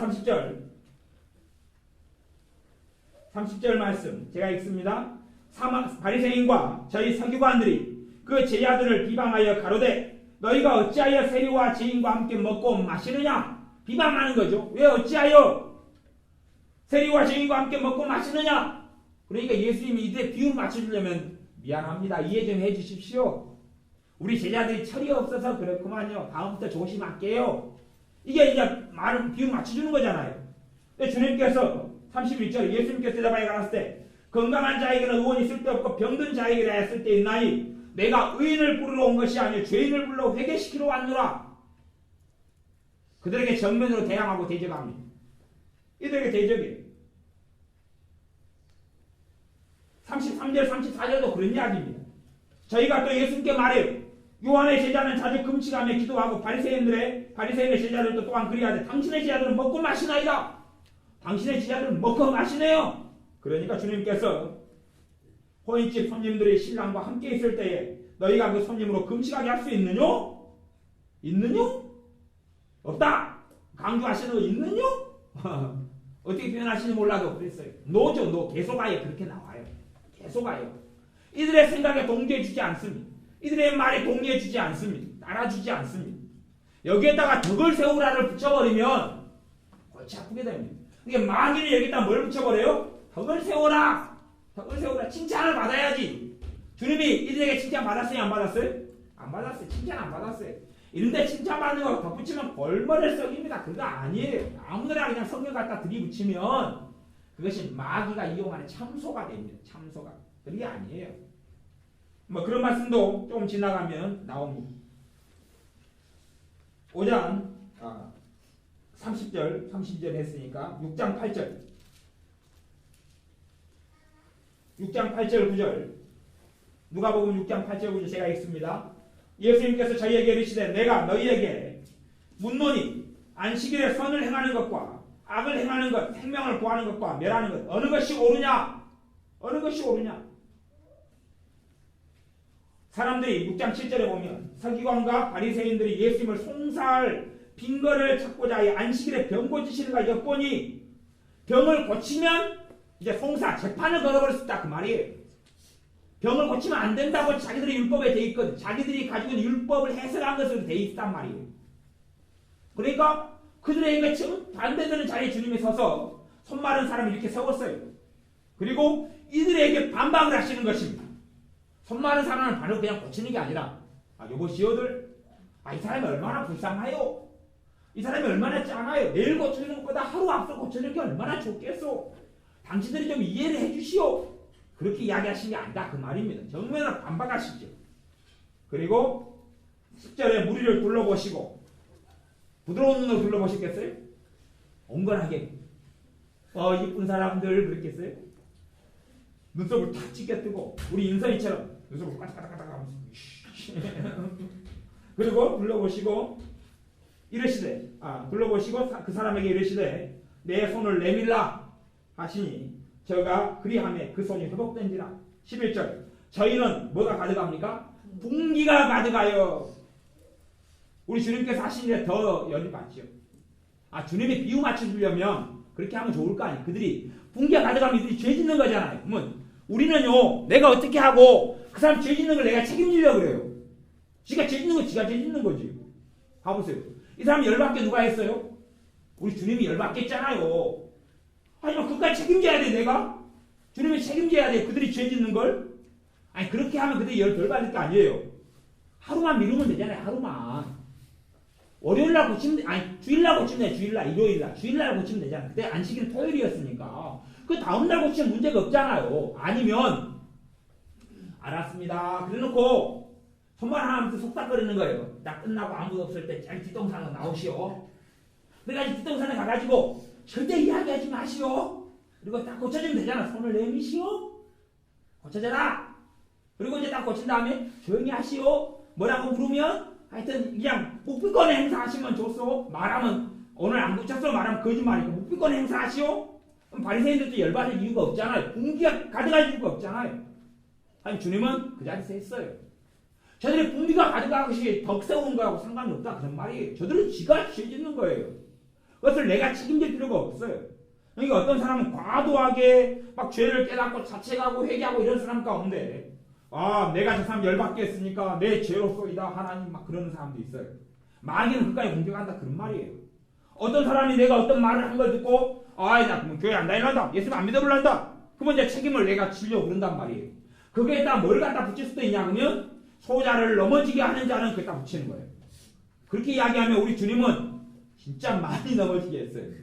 예수 믿는 사람들에게 우리 주님을 따르는 사람들 주님께서 어려운 말씀을 했어요. 그러니까 사람들이 예수님 떠났어요? 안 떠났어요? 다 떠났지요. 주님께 제자들에게 너희도 가려느냐 묻지요. 예수님이 그 어려운 말씀 무슨 말씀이냐고 내 살을 먹고 내 피를 마시는 자가 영생을 얻는다 그랬어요. 너무 어려운 말씀 아주 그냥 신종이 해당되는 그런 어려운 말씀을 전하니까 주님은 떠나버렸어요. 주님의 그 이야기만 안 했더라면 안 떠났을 거 아니에요. 그런 식의 단순한 이야기가 될 수가 없다 그런 이야기예요. 그렇기 때문에 우리는 성령님의 인도를 쫓아가야 됩니다. 사람 인도가 아니에요. 내가 어떤 말을 하고 성령의 인도를 쫓아가는 것이.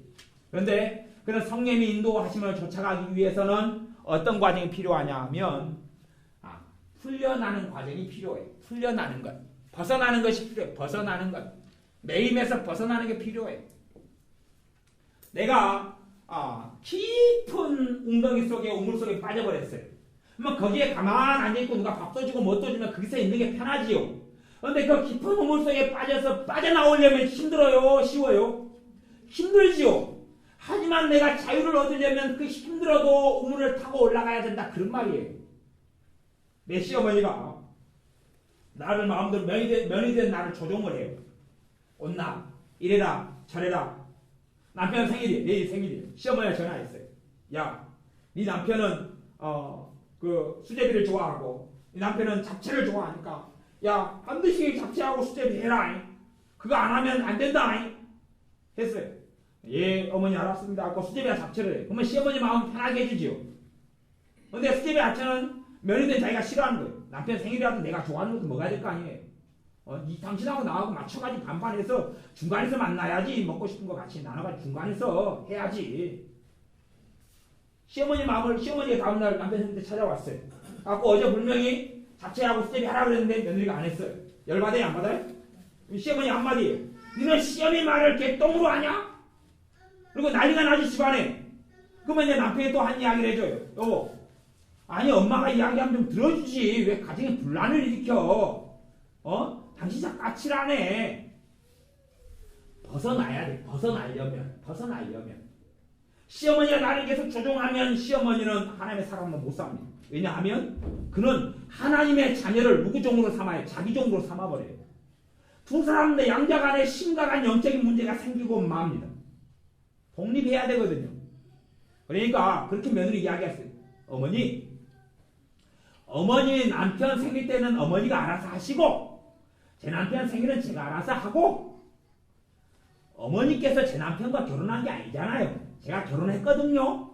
근데 어머니는 어머니 남편 생일 챙기시고 저는 저 남편 생일 챙기고 그리고 어머니가 혹시 아들에게 해주고 싶은 음식 있으면 알아서 해오시고 그리고 내가 하고 싶은 건 내가 알아서 하고 그러니 그런 부분에 간섭하지 마세요.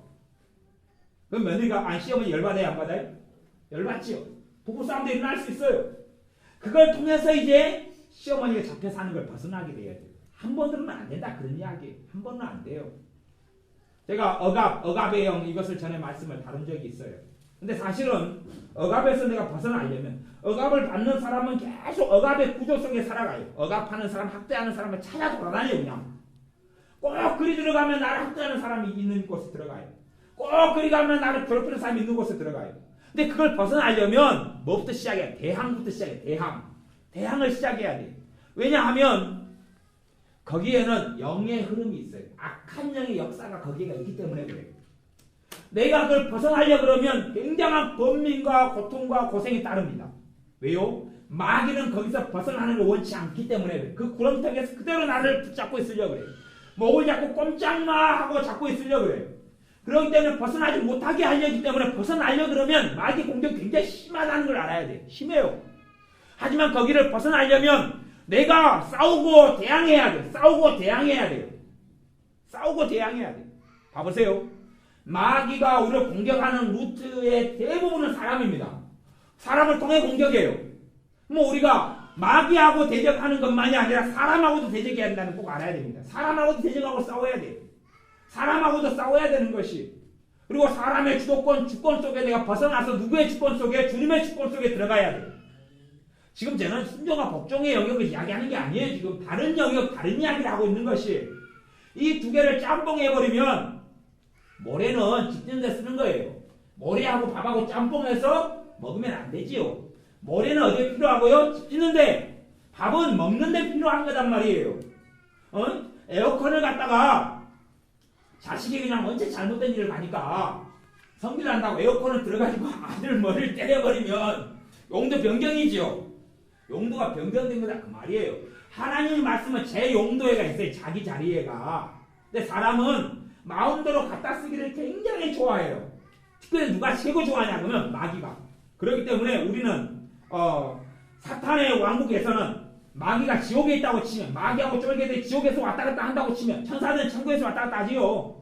지금 현재 지옥이 마귀의 거주지라고 제 개인적으로 생각하는데 걔네들이 거기서 왔다 갔다 하는데 걔네들에서 가장 필수 과목 마귀들의 이 악한 영들 귀신들에게 있어서 가장 필수 과목은 성경 과목일 거예요. 성경.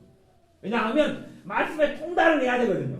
통달해가지고 반드시 마태복음 1장 5절이 필요하면 그 사람한테 누가복음 3장 10절 줘버리고 이거다. 에베소 3장 2절이 필요하면 누가복음 15장 7절이 필요하다. 그리고 막 줘버릴 거 아니에요. 전혀 맞지 않는 때에 맞지 않는 말씀을 줘버리는 것이. 그렇게 해서 죄책감과 정죄감과 성령으로부터 오지 않는 말씀은 제가 서두에 내게 정죄감을 주고 비참함을 주고 얽매이게 만든다고 했어요. 성령으로부터 오는 말씀은 그것이 어떤 것이든지 간에 우리로 하여금 자유케 만들어요. 내게 성령의 역사가 나타나면 성령님은 9가지 성령의 열매를 맺어요. 성령의 역사하시는 말씀 속에서 9가지 열매 중에 어떤 것이 맺혀간다 그런 말이에요. 사랑이, 희락이, 화평이, 평강이죠. 오래 참은 자비, 양선, 충성, 온유, 절제가 맺혀가요. 그것을 통해서 마귀로부터 오는 것이 성령으로부터 오는 것인지를 분별할 수 있는 것이에요. 물론 훈련이 필요하지만 우리가 잘함에 따라서 더 많이 분별하고 알 수 있겠지요. 그래서 우리가 사람에게서 사람의 종에서 마귀는 사람을 통하여 우리를 노예를 삼으려고 그래요. 아니 솔직히 마귀가 나타나가지고 이 악한 영이 귀신이 나타나서 너 내 종 해라 그러거나 아니면 내일 이 남편 생일인데 내가 명령하노니 부침개를 해주고 수제비를 해주고 잡채를 해줘라. 그러면 하나님의 딸로서 아멘 그리고 해줄 거예요?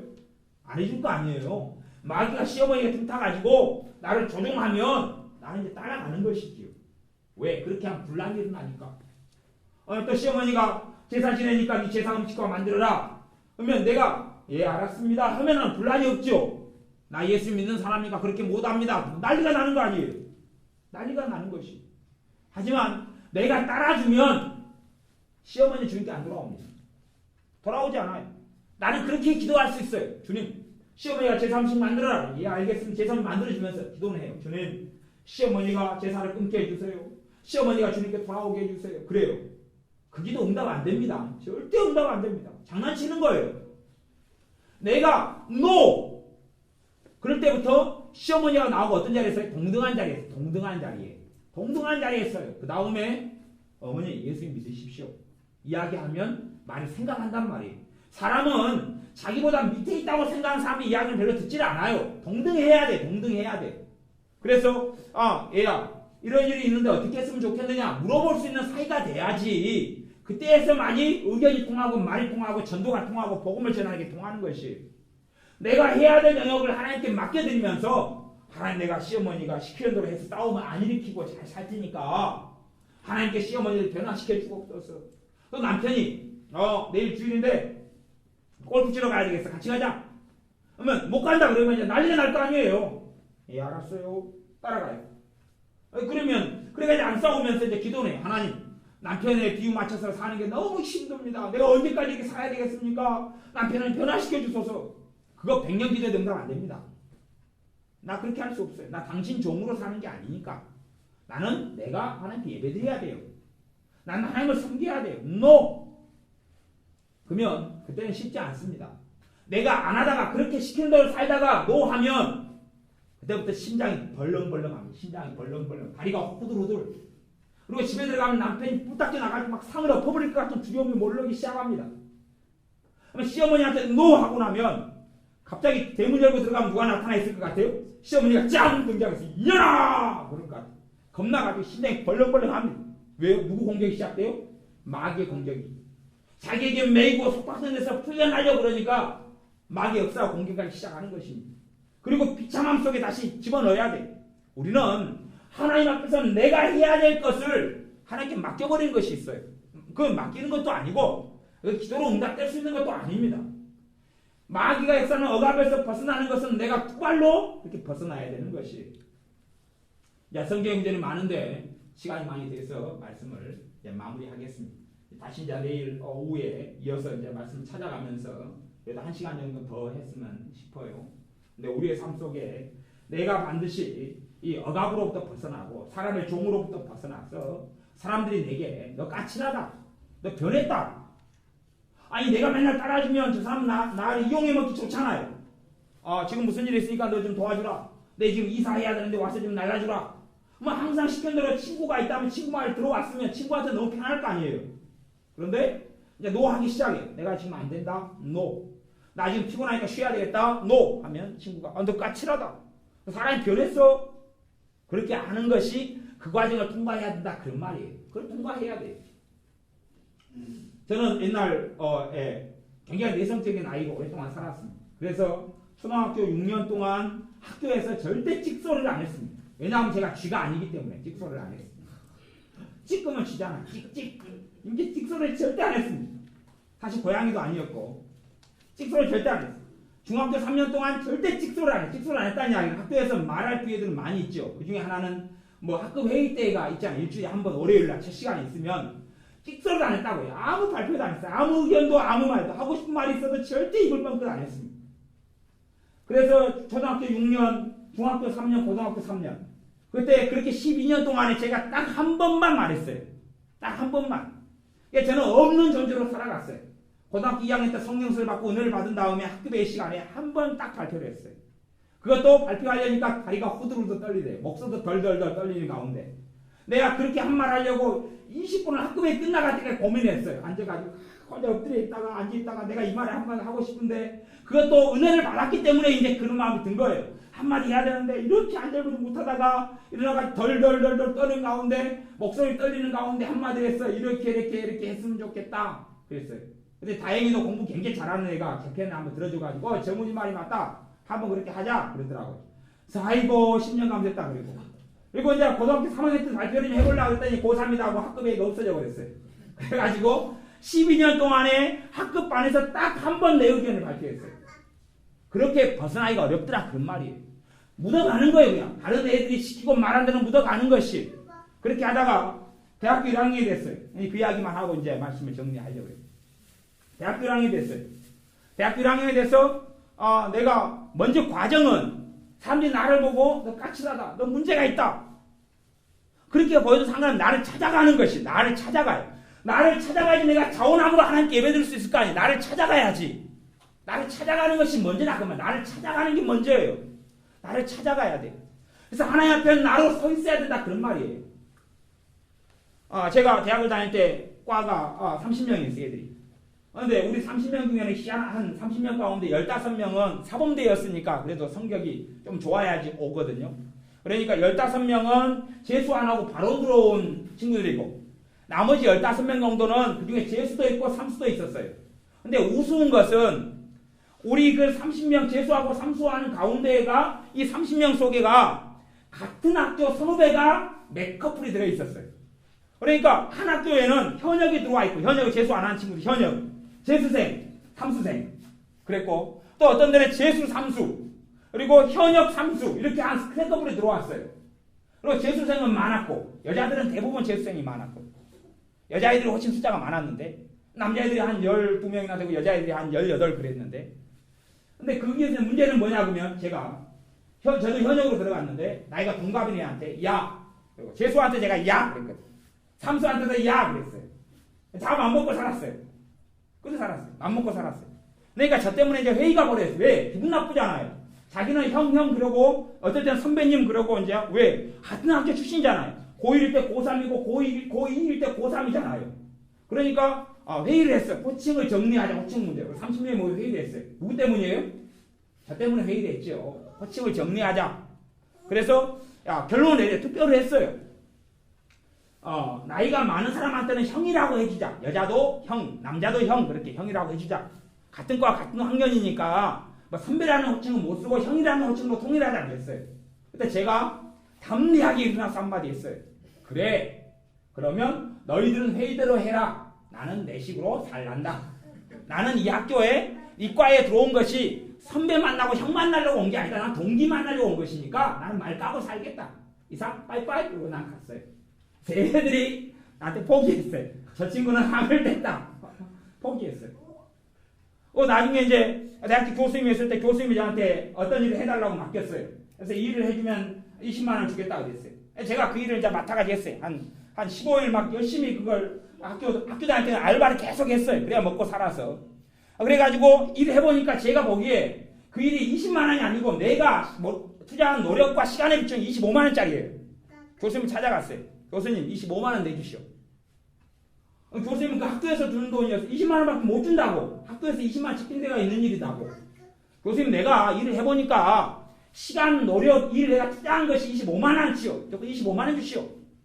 교수님이 자기 돈은 그 5만 원 내전을 줄 수밖에 없겠네. 그리고 줬어요. 그걸 하는 가운데 이제 제가 저를 찾아가는 것이 이렇게 사람들이 저한테 까칠하다. 아니 저 12년 동안에 조용히 식사를 못하고 살았거든요. 쥐가 아니니까. 식사를 못하고 살았거든요. 그 다음에 이제 저를 찾아가는 과정이니까 사람들은 저한테 야 고집 세다. 야 자기 주관 뚜렷하네. 야 쟤는 이렇게 애들이 말붙여 나가는 식사를 못한다. 막 그렇게 살았어. 그렇게 항상 그런 건 아니고 이제 그런 몇 건수가 있다 그래요. 몇 건수가. 그러면서 다리가 후들후들 떠지는 데서 이제 멈춰지기 시작한 거예요. 제가 교수님한테 찾아갈 때도 그 양반이 성경을 주는데 제가 A+를 다 안 맞으면 학교는 못 다닌다니까요. 장학금을 안 타면. 그 양반이 성경을 주는데 그 양반한테 가서 말하면 어찌 되겠어요. 그 다음부터는 제가 A+가 나와야 되는 A0가 나오면 그 교수님 찾아갔어요. 성경 봅시다. 문제집 봅시다. 점수 어떻게 맺습니까? 그래서 A0인데 내가 A+, A+ 바꿨어요. 그래야 투쟁을 하고 살았어요. 투쟁을. 그러면서 이제 저를 다리가 호두를 떨리고 교수실에 한번 들어가려면 3박 4일을 고민해요. 3박 4일. 그걸 기도를 해. 주여 능력을 주시옵소서. 무슨 능력이 필요해요? 교수실 문을 두드릴 능력이 필요하죠. 왜? 그게 겁나니까. 주여 능력을 주시옵소서. 힘을 주시옵소서. 그냥 하나님께 그런 기도는 안 했어요. 교수님 마음을 바꿔주셔서 A 재료가 A 뿔로 양반이 20만 원이 감동이 와가지고 25만 원, 30만 원을 주게 해 주옵소서가 아니라 주님 능력을 주옵소서. 그리고 가서 25만 원 내놓으십시오. 내가 일을 너무 많이 했고 땀을 너무 많이 흘렸습니다. 이 땡볕에 내가 그때 6월, 7월 땡볕에 내가 이거 안 됩니다. 돈을 더 주시오. 책임내기 이거밖에 없네. 아 주셔야죠. 그래도 그건 교수님 잘못이고 내가 맨 처음에 20만 원 이야기했지만 이게 일감이 그런 게 아니에요. 그럼 교수님이 해보십시오. 제가 옛날에 목사님들 밑에서도 지내면서 직소를 못했어요. 어떤 교회에서는 목사님 나가라 그러니까 직소를 못하고 나왔어요. 그러다가 이제 나중에 2000년이 넘어서 가지고 어떤 목사님이 저한테 그랬어요. 제가 주일학교를 맡아가지고 있었는데 중고등부 청년회를 좀 부흥시켜보소. 어디 대학교 앞에 가면 그냥 학생들이 50명 100명 청년들을 모을 수 있으니까 금방 모을 수 있네요. 그냥 목사님한테 이야기했어요. 목사님 해보세요. 나는 그런 능력이 없으니까 목사님 해보시오. 할 수 있으면. 요즘 세상에 어떻게 그 말이 안 되는 소리를 하시오. 또 어떨 때는 주일학교로 가서 초등학교 앞에 가면 200명 300명 모을 수 있다는 거예요. 나는 길을 써도 몇 명 못 모으니까 목사님 하시오. 그리고 어떨 때 주일학교 사역을 계속 뭐라고 하길래 내가 이야기했어요. 나 그만하랍니다. 때려치고 나왔어요. 그 목사님 아마 그렇게 생각했어요. 야, 저 전도사 진짜 무섭네. 어떤 데는 제가 전도사를 부임받아가지고 일주일 돼가 때려쳐 나왔어요. 일주일 돼가지고 편지 하나 써놓고 나 가요. 당신 자연껏 잘 사시오. 더 좋은 사람 뽑아보시오. 일주일 만에. 그런 것이 뭐냐 그러면 나를 찾아나가는 과정이에요. 어떨 때는 덕을 세우지 않는 것처럼 보이겠죠. 하지만 그렇게 돼서 내가 하나님을 섬길 때 어떻게 섬겨요? 자원함으로 섬겨요. 자원함으로. 사람의 종이 아니라 하나님의 종으로 가는 과정이에요. 까칠하다, 덕을 매우 세운다. 아니 그런 문제가 아니에요. 그런 문제가 아니에요. 내가 억지로 못 이겨 억지로 춘향이 되어 살아가는 사람이 하나님의 자녀, 하나님의 아들, 하나님의 딸이 아니거든요. 그렇기 때문에 이게 순종하고는 다른 문제라는 걸 생각하셔야 돼요. 덕을 세우느냐 못 세우느냐 다른 문제예요. 그래서 제가 우리 주님이 어떻게 살아오셨는지를 누가복음만 가지고 보는 것이에요. 내일도 거기서 계속 이어가는 말씀 찾아가면서 다시금 말씀을 나누겠습니다. 기도하겠습니다. 아버지 하나님, 우리가 어떻게 주님 앞에 두 발로 서서 주님을 자원함으로 예배하고 자원함으로 찬양하며 우리가 내 형제를 사랑하고 부모를 사랑하고 이웃을 사랑할 때에도 억지로 마지못해서 하는 것이 아니라 사람 인정과 사람 눈치 때문에 하는 것이 아니라 내가 정말로 주님을 사랑함으로 형제를 이웃을 사랑함으로 해야 될런지 이것을 배우기 위하여 먼저는 내가 자립하여 서는 것에 대해 말씀을 나누고 싸우니 우리로 하여금 오해나 곡해가 없게 하여 주셔서 우리가 참으로 내가 두 발로 서서 독립함으로 내 스스로 형제를 사랑하고 주님을 사랑하고 주님을 영화롭게 하며 예배하는 하나님의 사람으로 살게 하여 주옵소서. 겉모양은 순종하고 겉모양은 사랑이 많고 겉모양은 사람과 함께 화평하고 좋게 지내는 것처럼 보이지만 속에 자원함이 없고 사람의 노예로 살아가는 사람들은 풀림이 있고 자유함이 찾아오게 하여 주옵소서. 이 자유함을 얻기 위하여 우리가 땀을 흘리고 때로는 불화가 일어나기도 하고 다툼이 일어나기도 하지만 그 여정을 우리가 걸어가서 우리가 주님의 주시는 자유함에 이르러 하나님 주시는 평강 속에 살게 하여 주옵소서. 예수님의 이름으로 기도하옵나이다. 아멘.